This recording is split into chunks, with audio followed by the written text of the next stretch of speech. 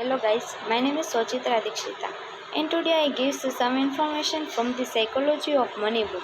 And this 16th chapter is when commentators on CNBC says you should buy this stock, keep in mind that they do not know who you are. Are you a teenager trading for fun? An elderly widow on a limited budget? A hedge fund manager trying to shore up your books before the quarter ends? Are we supposed to think those three people have the same priorities and that whatever level a particular stock is trading at is right for all three of them? It's crazy. It's hard to grasp that other investors have different goals than we do because an anchor of psychology is not realizing that rational people can see the world through a different lens than your own. Rising prices pursued old investors in ways the best marketers envy.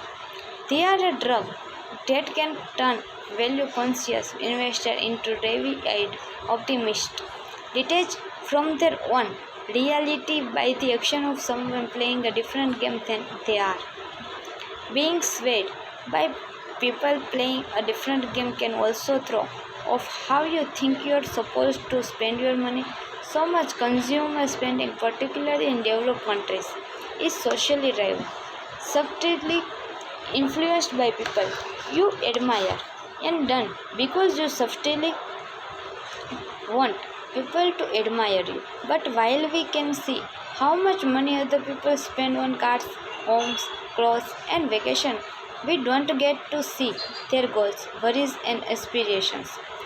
A young lawyer aiming to be a partner at a prestigious law firm might need to maintain an appearance that I, a writer who can work in Swepton, have no need for. But when his purchase set my own expectation, I am wandering down a path of potential disappointment because I am spending the money without the career boost he's getting. We might not. We might not even have different styles. We are just playing a different game. It took me years to figure this out. A takeaway here is that a takeaway here is that few things matter more with money than understanding your own time horizon and not being persuaded by the action and behaviors of people playing different games than you are. The main The main things I can recommend is going out of your way to identify what game you are playing. It's surprising how few of us do. We'll call everyone investing money. Investors like do they they are basketball players, all playing the same game with the same rules. When you are realize how wrong that notion is, you see how vital it is to simply identify what games you are playing. How I invest my own money is detailed in chapter 20. But years ago, I wrote out I am a passive investor optimistic in the world ability to generate real economic growth, and I am confident that over the next 30 years that growth will accrue to my investments. This might seem quaint, but once you write the mission statement down, you realize everything that's unrelated to it, what the market did this year, or whether we all have a recession next year, is part of a game I am not playing, so I don't pay attention to it and am in no danger of being pursued by it. Next, let's talk about pessimism. Today's next chapter is 17 is the seduction of pessimism. This quotation optimism sounds like a sales pitch. Pessimism sounds like someone trying to help you. For reasons I have never understood, people Like to hear that the world is going to hell. This author is historian Driver McCloskey. Optimism is the best bet for most people because the world tends to get better for most people most of the time, but pessimism holds a special place in our hearts. Pessimism isn't just more common than optimism. It also sounds smarter. It's intellectually captivating, and it's paid more attention than optimism, which is often viewed as being obvious to risk.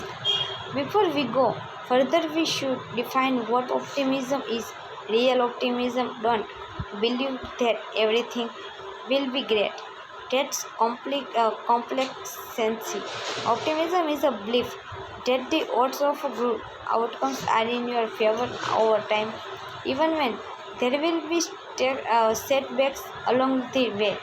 The simple idea that most people wake up in the morning trying to make things a little better and more productive, then wake up looking to cause trouble is the foundation of optimism. It's not complicated, it's not guaranteed either. It's just the most reasonable bet for most people most of the time. The late statistician Hans Rosling put it differently. I am not an optimist. I am a very serious possibilist.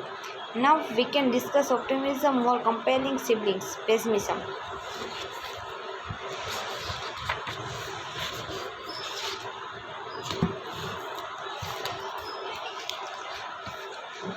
December 29th, 2008. The worst year for the economy in modern history is about to close. Stock markets around the world had collapsed. The global financial system was on day-to-day life support. Unemployment was surging. As things looked like they couldn't get worse, the Wall Street Journal published a story arguing that we hadn't seen anything yet. It ran a front-page article on the outlook of a Russian professor named Ignat Panerian, whose economic view rivaled the flair of science fiction writer. The journal wrote, around the end of June 2010 or early July, says the US will break into six pieces, with Alaska reverting to Russian control. California will form the nucleus of what he calls the California Republic and will be part of China or under Chinese influence. Texas will be the heart of the Texas Republic, a cluster of states that will go to Mexico or fall under Mexican influence. Washington, D.C. and New York will be a part of an alternate America that may join the European Union. Canada will grab a group of northern states. Professor Panarin calls the Central North American Republic. Hawaii, he suggests, will be a protectorate of Japan or China, and Alaska will be subjugated into Russia. This was not the remodeling of a backroom blog or tinfoil hat newsletter. This was on the front page of the most prestigious financial newspaper in the world. It is fine to be pessimistic about the economy. It's even okay to be apocalyptic.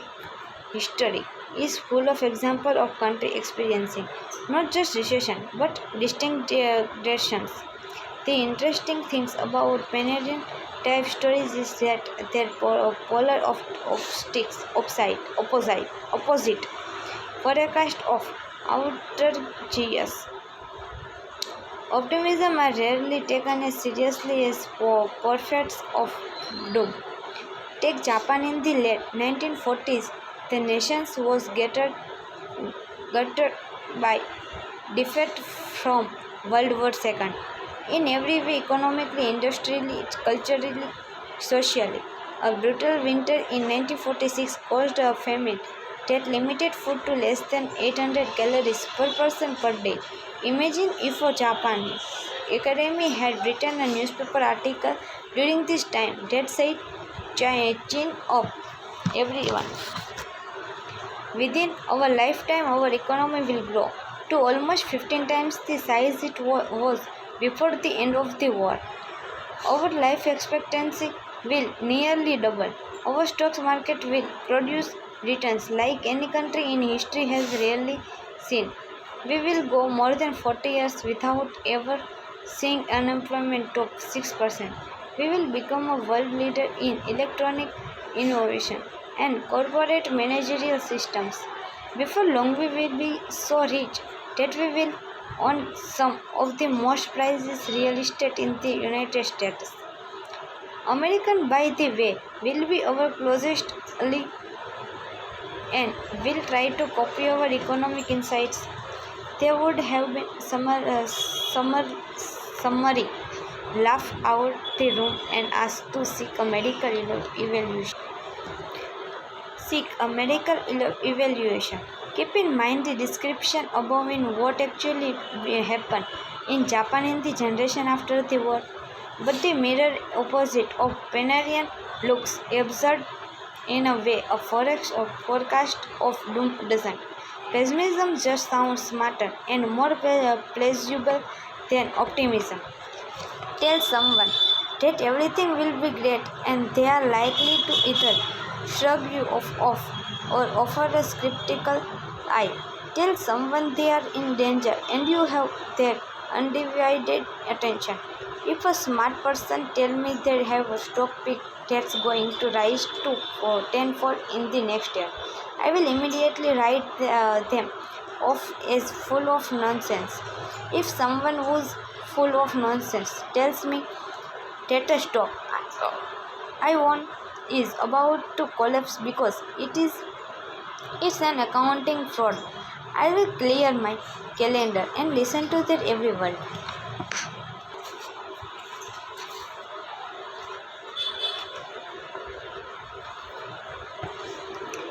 Say we will have a big recession and newspaper will call you. Say we are headed for average growth and no one particularly cares. Say we are nearing the next Great Depression and you will get on TV.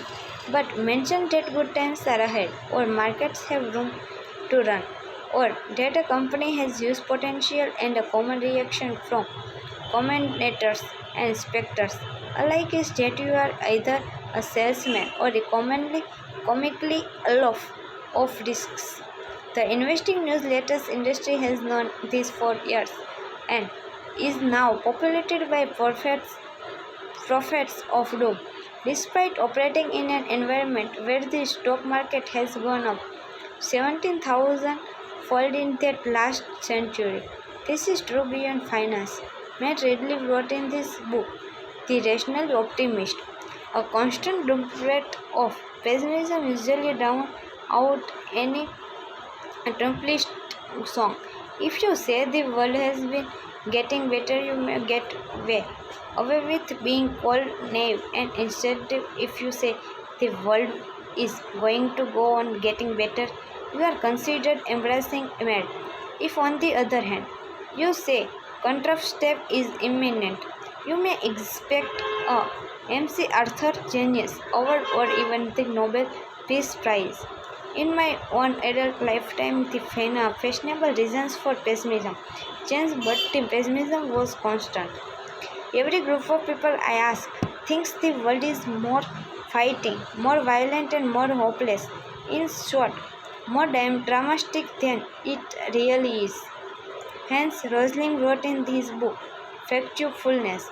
When you realize how much progress human can make during a lifetime in everything from economic growth to medical breakthroughs to stock markets gain to social equality, you would think optimism would gain more attention than pessimism, and yet the intellectual allure of pessimism has been known for ages. John Stuart Mill wrote in the 1840s, I have observed that not a man who hopes when others despair, but the man who despair when other people hope, is admired by a large class of persons as a sage.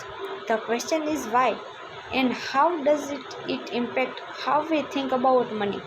Let's repeat the premise that no one is crazy. There are valid reasons why pessimism is seductive when dealing with money. It just helps to know what they are to ensure we don't take them too far.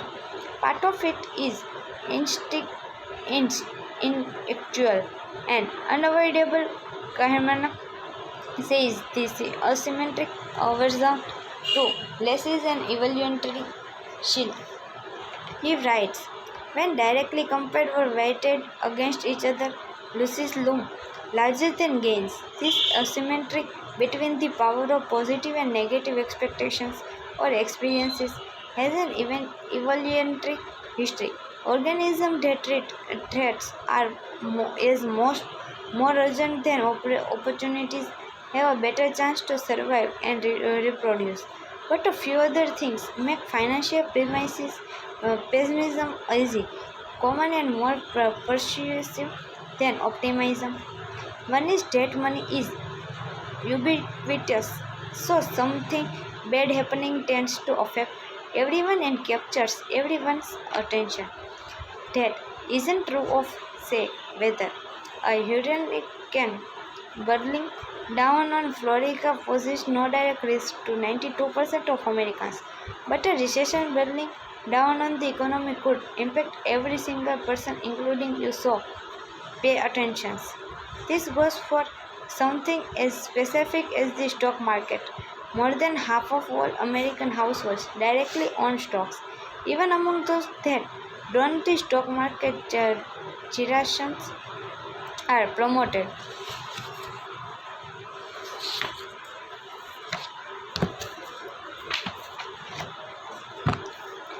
too heavily in the media that the Dow Jones Industrial Average might be the stockless household's most watched economic barometers. Stock rising 1% might be briefly mentioned in the evening news, but 1% fall will be reported in bold all caps later, usually written in bold red. The asymmetric is hard to avoid, and while few questions to try to explain why the market went up isn't supposed to go up. There is almost always an attempt to explain why it went down. Are investors worried about economic growth? Did the Fed screw think up again? Are politicians making bad decisions? Is there another shoe to drop?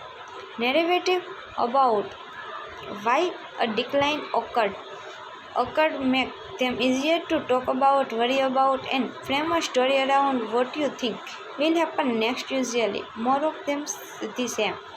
Even if you don't own stocks, those kinds of things will grab your attention. Only 2.5% of Americans own stocks on the eve of the Great Crisis of 1929 that sparked the Great Depressions.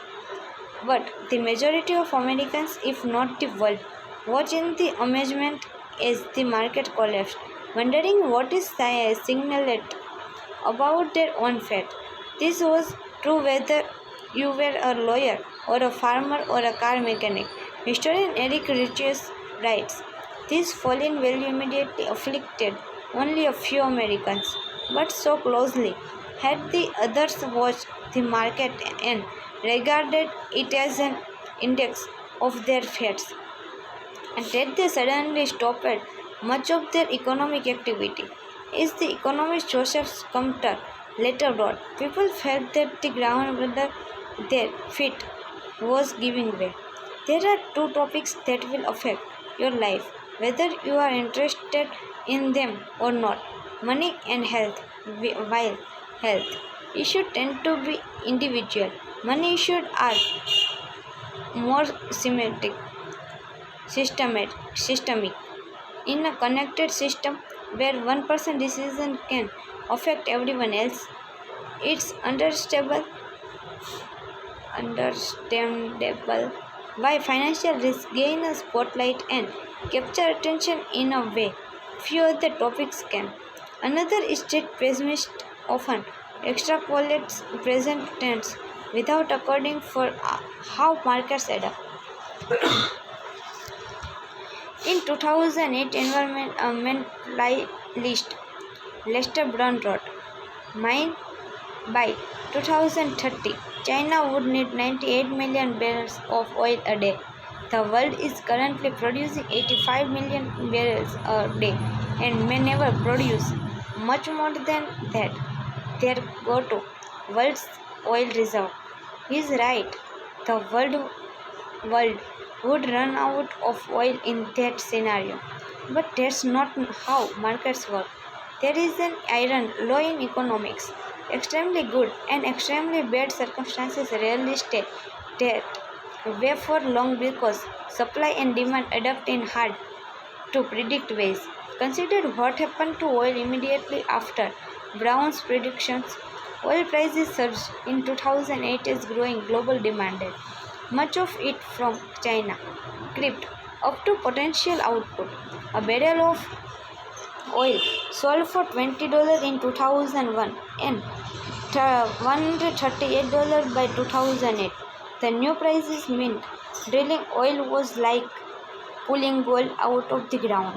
The incentives for oil producers changed dramatically. Hard to tap oil supply that weren't worth the fight. At $20 a barrel, the cost of drilling didn't offset the price could sell it for become the bonanza of a lifetime. Now that you could sell a barrel of $138, that sparked a surge of new fracking and horizontal drilling technologies. The earth has had roughly the same amount of oil reserve for all of human history, and we have known where the big oil deposits are for some time. What changes is the technology we have that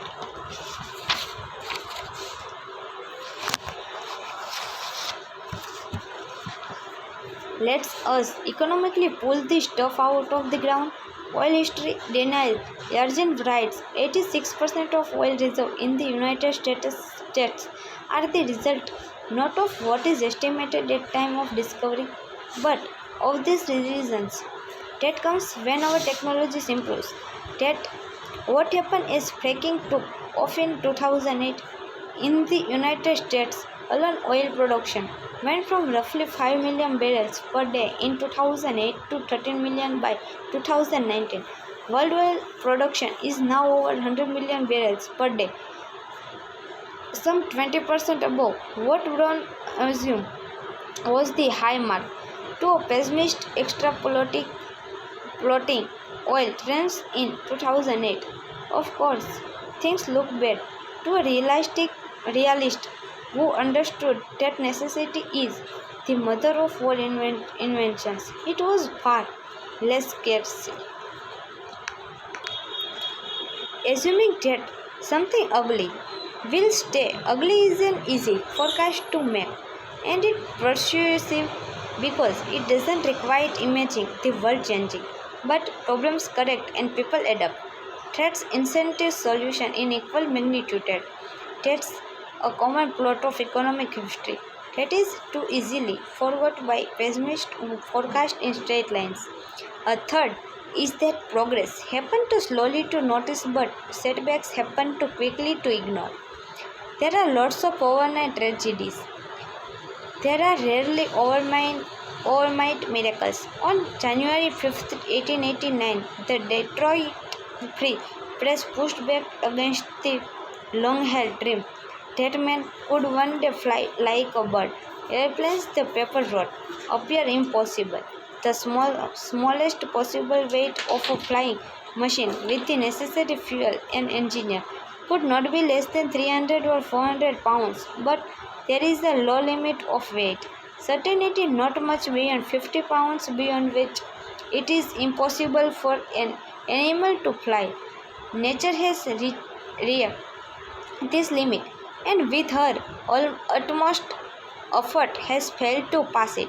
6 months later, Orville Wright dropped out of his high school to help his brother, Wilbur Thinker, in their backyard shed to build a printing press. It was the brothers' first joint invention. It would not be their last. If you had to make a list of the most important inventions of this 20th century, the aeroplane would be at least top 5, if not number 1. The aeroplane changed everything. It started world wars. It ended world wars. It connected the world, bridging gaps between cities and rural communities, ocean and countries. But the story of the Wright brothers' quest to build the first planes has a fascinating twist. After the consequent flight, no one seemed to notice, nobody seemed to care. In his 1952 book on American history, Frederick Lewis Allen wrote, sorry for my mistake. In his 1952 book on American history, Frederick Lewis Allen wrote, several years went by before the public grasped what the Wrights were doing. People were so convincing that flying was impossible that most of those who saw them flying about Dayton in 1905 decided that what they had said must be some trick without significance, somewhat as most people today would regard a demonstration of, say, telepathy. It was not until May 1908, nearly 4.5 years after she Wright's first flight, that experienced reporters were sent to observe when they were doing. Experienced editors gave full credence to their reporters. Excited dispatches, and the world at last woke up to the fact the human flight had been successfully accomplished. Even after people caught on to the plane, wondered they underestimating it for years.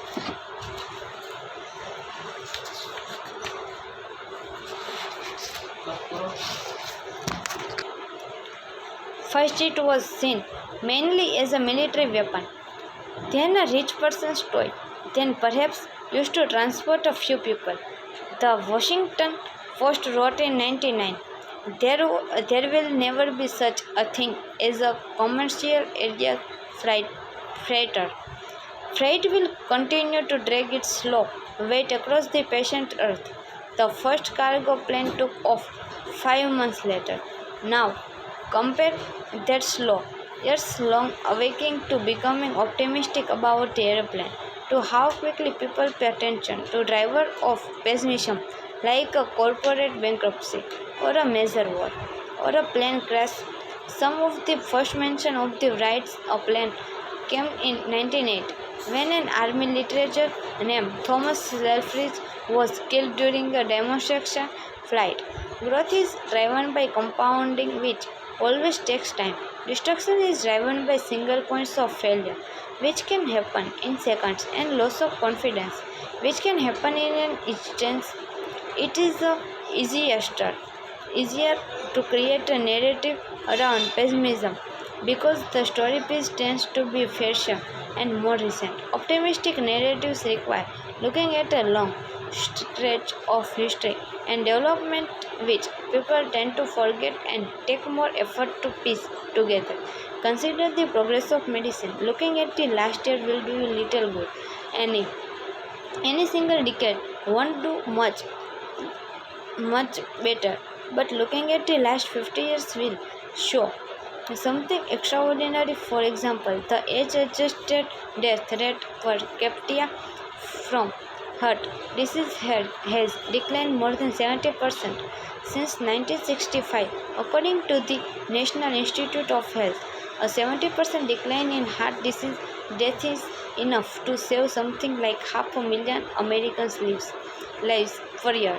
Picture the population of Atlanta saved every year, but since their progress happened so slowly, it captures less attention than big sudden losses like terrorism, plane crashed on, or natural disaster. We could have a hurricane Katrina 5 times a week, every week. Imagine how much attention that would receive, and it would not offset the number of annual leaves saved by the decline in herd disease in last 50 years. These same things apply to business, where it takes years to realize how important a product a company is, but failure can happen overnight. And in stock markets, where a 40% decline takes place in 6 months, will draw congressional investigations, but a 140% gain that takes place over 6 years can go virtually unnoticed. And in careers, where reputations take a lifetime to build and a single email to destroy, the short sting of pessimism prevails while the powerful pull of optimism goes unnoticed. This underscores an important point made previously in this book. In investing, you must identify the price of success, volatility and loss amid the long backdrop growth, and be willingly to pay it. In 2004, the New York Times interviewed Stephen Hawking, the scientist whose incredible motor neuron disease left him paralyzed and unable to talk at age 21. Through his computer, Hawking told the interviewer how excited he was to sell books to lay people. Are you always this cheerful? The Times asked. My expectations were reduced to zero when I was 21. Everything since then has been a bonus, he replied. Expecting things to be great means a best case scenario that feels flat. Pessimism reduces expectation, narrowing the gap between possible outcomes and outcomes you feel great about. Maybe that's why it's so seductive. Expecting things to be bad is the best way to be pleasantly surprised when they are not, which ironically is something to be optimistic about. Now, a short story about stories. Today's next chapter is 18, is when you will believe anything. This quote is appealing fictions and why stories are more powerful than statistics. Imagine an alien dispatched to Earth. His job is to keep tabs on our economy. He circles above New York City, trying to size up the economy and how it changed between 2007 and 2009. On New Year's Eve 2007, he hovers over Times Square. He sees tens of thousands of happy partygoers surrounded by bright lights, monsters, billboards, fireworks, and TV cameras. He comes back to Times Square on New Year's Eve 2009. He sees tens of thousands of happy partygoers surrounded by bridge light monsters, billboards, fireworks, and TV cameras. It looks about the same. He cannot see much difference. He sees roughly the same number of New Yorkers hustling around the city. Those people are surrounded by the same number of office buildings, which houses the same number of desks with the same number of computers hooked up to the same numbers of internet connections. Outside the city, he sees the same number of factories and warehouses connected by the same highways, carrying the same number of trucks. He gets a little closer to the ground and sees the same universities teaching the same topics and handling out of the same degrees to the same number of people. He sees the same number of patents protecting the same groundbreaking ideas. He noticed that technology has improved everyone in 2009. Carries smartphones that didn't exist in 2007. Computers are now faster. Medicine is better. Cars get better gas mileage. Solar and fracking technologies has advanced. Social media has grown exponentially. As he flies around the country, he sees the same Around the globe, more of the same. The economy is in about the same shape, maybe even better in 2009, as it was if in 2007, he concludes. Then he looks at the numbers. He shows that US households are $6 trillion proper in 2009 than they were in 2007. He is dumbfounded that 10 million more Americans are unemployed. He is in disbelief when he learns the stock market is worth half of what is over 2 years before. He can't believe that people's forecast of their economic potential has flunked. I don't get it.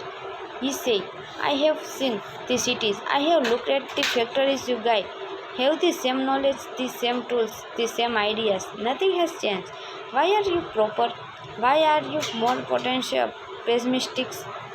There was one change the alien couldn't see between 2007 and 2009. The stories we told ourselves about the economy.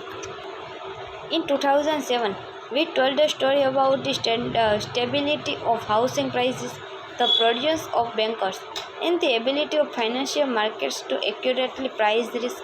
In 2009, we stopped believing that story. That's the only things that changed, but it made all the difference in the world. Once the narrative that home price will keep rising broke, mortgage default roses, then bank lost money. Then they reduced lending to other businesses, which led to layoffs, which led to less spending, which led to more layoffs, and on and on. Other than planning to a new narrative, we had identical, if not greater, capacity for wealth and growth in 2009, as we did in 2007. Yet the economy suffered its worst hit in 80 years.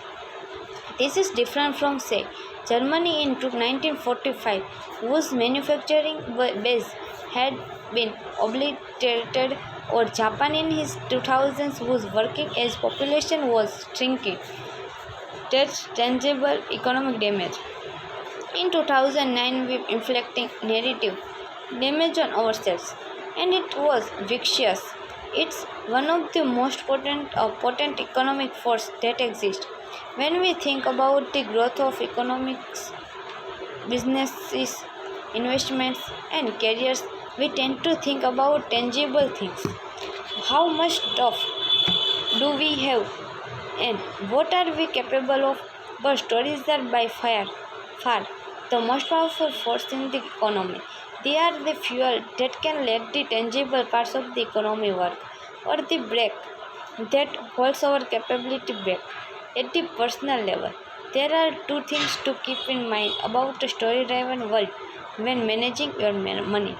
First is, the more you want something to be true, the more likely you are to believe a story that overestimates the odds it being true. What was the happiest day of your life? The documentary How to Live Forever asks that innocent question to a centenarian who offered an amazing response. Armistice Day, she said, referred to the 1918 agreement that ended World War I. Why? The producer asked. Because we knew there would be no more wars. Even again, she says. World War II began 21 years later, killing 75 million people.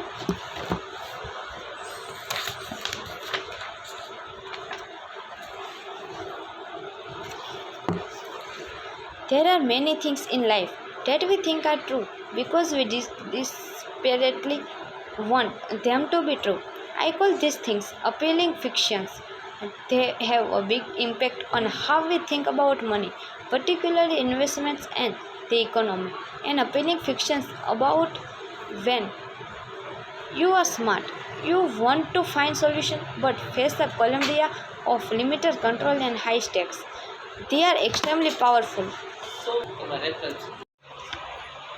They are extremely powerful. They can make you believe just about anything. Take a short example. Ali Aziz's son was sick. Elders in his Yemeni village proposed a folk remedy. Show the tip of a burning stick through his son's chest to drain the sickness from his body. After the procedure, Hazazi told the New York Times, when you have no money and your son is sick, you will believe anything. Medicine predates useful medicine by thousands of years. Before the scientific method and the discovery of germs, there was bloodletting, starvation, therapy, cutting holes in your body to let the evils out, and other treatment that did nothing but hasten your demise. It seems crazy, but if you desperately need a solution and a good one isn't no or readily available to you, the path of least resistance is toward Hazazi reasoning, willing to believe anything, not just try anything but believe it. Chronicling the Great Plague of London, Daniel Defoe wrote in 1722, the people were more addicted to prophecies and astrological conjunctions, dreams, and old wives' tales than ever they were before or since. Alamans fighted them terribly. The posts of houses and concern of streets were plastered over with doctors, bills and papers of ignorant fellows, begging and inviting the people to come to them for remedies, which was generally set off with such flourish as this: infallible preventive pills against the plague, never falling preservation against the infection, sovereign cordials against the corruption of the air. The plague killed a quarter of Londoners in 18 months. You believe just about anything when the stakes are that high. Now think about how the same set of limited information and high stakes impact our financial decisions. Why do people listen to TV investment commentaries that has little track record of success? Partly because the stakes are so high in investing. Get a few stock picks right and you can become rich without much effort. If there's a 1% chance for someone's prediction will come true, and it coming true will changes your life, it's not crazy to pay attention just in case. And there are so many financial opinions that once you pick a strategy or side, you become invested in them both financial and mentally. If you want a certain stock to rise to tenfold, that's your tribe. If you think a certain economic policy will spark hyperinflation, that's your side. These may be low probability bets. The problem is that viewer can't or don't celebrate low odds, like a 1% chance. Many default to a firm belief that what they want to be true is equally true, but they are only doing that because the possibility of use outcomes exist. Investing is one of the only fields that offers daily opportunity for extreme rewards. People believe in financial quackery in a way they never would for say whether quackery, because the reward for correctly predicting what the stock market will do next week are in a different universe than the rewards for predicting whether it will be sunny or rainy next week. Consider that 85% of active mutual funds underperformed their benchmark over the 10 years ending 2018. That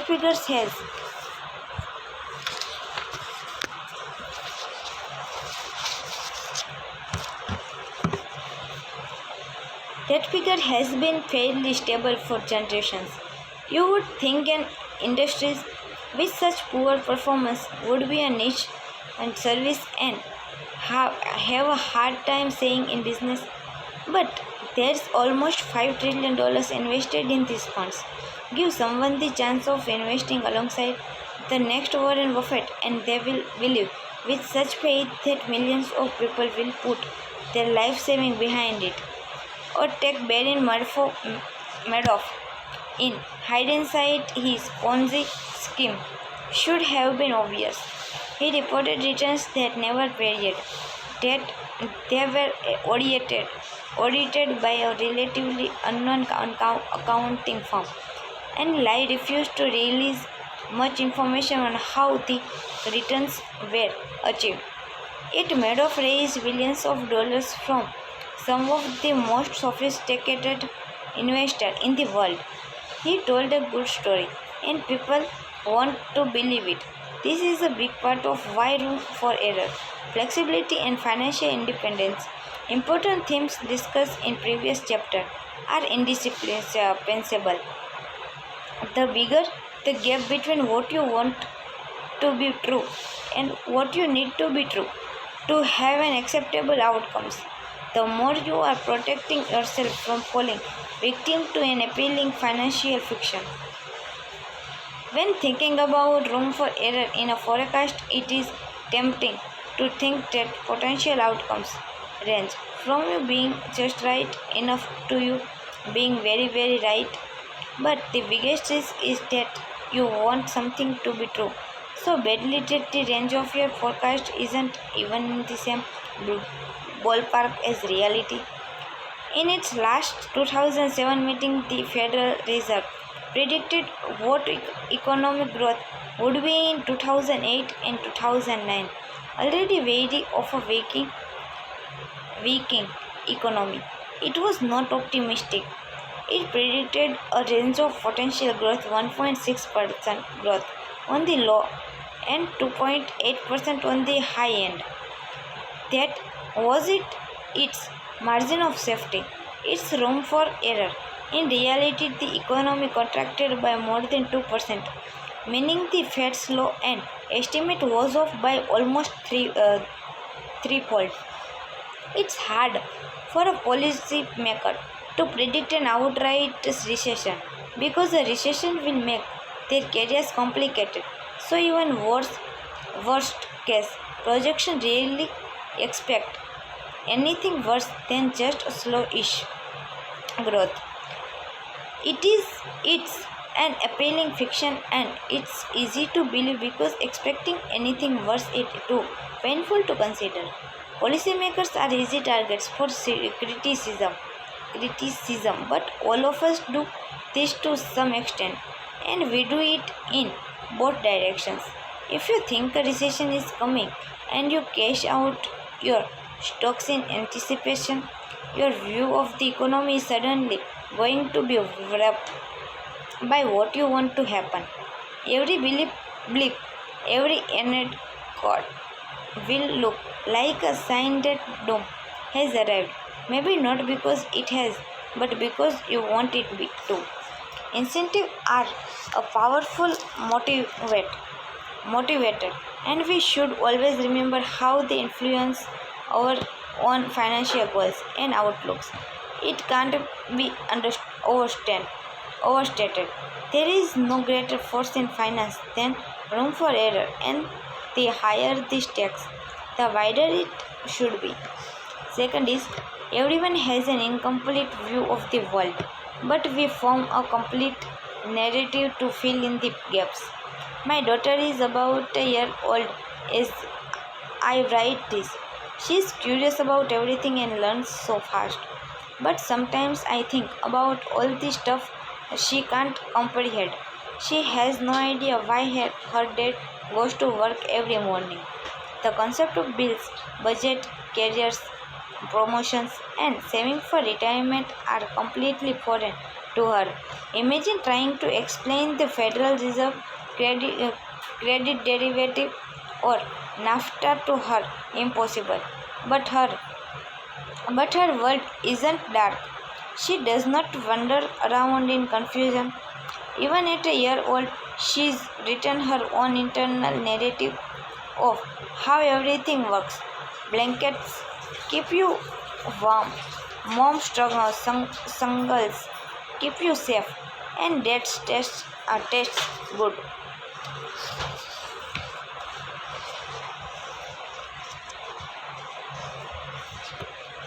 Everything she comes across fits into one of a few dozen mental models she learned. When I go to work, she doesn't stop in confusion, wondering what salary and bills are. She has a crystal clear explanation of the situation. Dad isn't playing with me, and I want him to play with me, so I am sad. Even though she knows a little, she doesn't realize it because she tells herself a coherent story about what's going on based on the little she does know. All of us, no matter our age, do the same things. Just like my daughter, I don't know what I don't know, so I am just susceptible to explaining the world through the limited set of mental models I have at my disposal. Like her, I look for the most understandable causes in everything I come across, and I like her. I am wrong about a lot of things because I know a lot less about how the world works than I think I do. This is true for the most fact-based of subject. Take history. It's just the recounting of stuff that already happened. It should be clear and objective. But as B.H. Liddell Hart write in the book, Why Don't We Learn from History? Cannot be interpreted without the aid of imagination and institution. The sheer quantity of evidence is so overwhelming that a selection is inevitable. Where there is selection, there is art. Those who read history tend to look for what proves them right and confirms their personal opinion. They defend loyalties. They read with a purpose to affirm or to attack. They resist inconvenience truth, since everyone wants to be on the side of the angels. Just as we start wars to end wars. Daniel Kahneman once told me about the stories people tell themselves to make sense of the past. He said, hindsight, the ability to explain the past, gives us the illusion that the world is understandable. It gives us to the illusion that the world makes sense, even when it doesn't make sense. That's a big deal in producing mistake in many fields. Most people, when confronted with something they don't understand, do not realize they don't understand it because they are able to come up with an explanation that makes sense based on their own unique perspective and experience in the world. However limited those experiences are, we all want the complicated world we alive in to make sense. So we tell ourselves stories to fill in the gaps of what are effective blind spots. What these stories do to us financially can be both fascinating and terrifying. When I am blind to parts of how the world works, I might completely misunderstand why the stock market is behaving like it is in a way that gives me too much confidence in my ability to know what it might do next. Part of the reason forecasting the stock market and the economy is so hard is because you are the only person in the world who thinks the world operates the way you do. When you make decisions for reasons that I can't even comprehend, I might follow you blindly into a decision that's right for you and disturbs to me. This is we saw in chapter 16 is how bubbles from. Coming to terms with how much you don't know means coming to terms with how much of what happens in the world is out of your control, and that can be hard to accept. Think about market forecast. We are very, very, very bad at them. I once calculated that if you just assume that the market goes up every year by its historic average, Your accuracy is better than if you follow the average annual forecast of the top 20 market strategies from large Wall Street banks. Our ability to predict recession isn't much better. And since big events come out of now have here, forecast may be more harm than good, giving the illusion of predictability in the world, where unforeseen events control most outcomes. Carl Richard writes, risk is what's left over when you think you have thought of everything. People know this. I have not met an investor who genuinely thinks market forecasts as a whole are accurate or useful, but there still does demand for forecast in both the media and from financial advisors. Why? Psychologist Philip Tetlock once wrote, "We need to believe we live in predictable, controllable world, so we turn to authoritative sounding people who promise to satisfy that need." Satisfying that need is a great way to put it. Wanting to believe we are in control is an emotional itch that needs to be scratched, rather than an analytical problem to be calculated and solved. The illusion of control is more persuasive than the reality of uncertainty. So we cling to story about outcomes being in our control. Part of this has to do with confusing fields of precision with fields of uncertainty. NASA's New Horizons spacecraft passed by Pluto 2 years ago. It was a 3 billion mile trip that took 9.5 years according to NASA. The trip took about 1 minute less than predicted when the craft was launched in January 2006. Think about that. In an untested decade-long journey, NASA's forecast was 98% accurate. That's like forecasting a trip from New York to Boston and being accurate to within 4 millionths of a second. But astrophysics is a field of precision. It isn't impacted by the vagaries of human behavior and emotions. Like finances, business, economics, and investing are fields of uncertainty overwhelmingly, driven by decisions that can't easily be explained with clean formulas like a trip to Pluto can. But we desperately want it to be like a trip to Pluto because the idea of NASA engineering being in 99.9998% control of an outcomes is beautiful and comforting. It's so comforting that we are tempted to tell ourselves story about how much control we have in the other parts of our life, like money. Kahneman once laid out the path these stories take. When planning, we focus on what we want to do and can do, neglecting the plans and skilling of others whose decision might affect our outcomes. Both in explaining the past and in predicting the future, we focus on the casual role of skill and neglect the role of luck.